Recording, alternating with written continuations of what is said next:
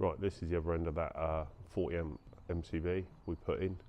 So we've got fuse board here, we're going to extend it along this bit of timber here, and then we're going to come down this bit of wall here,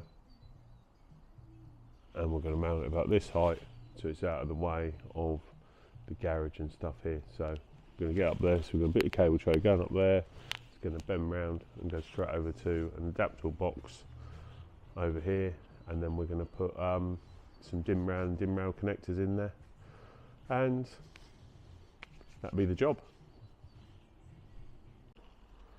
Right, so just up here, fuse boards down.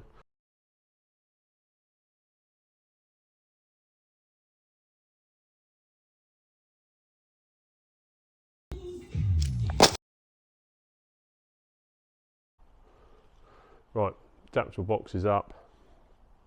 All the old connections going out are connected up, all the new connections are in going out. So here's some 2-inch tray we put in and a manufactured bend. Right, that's the fuse board end done.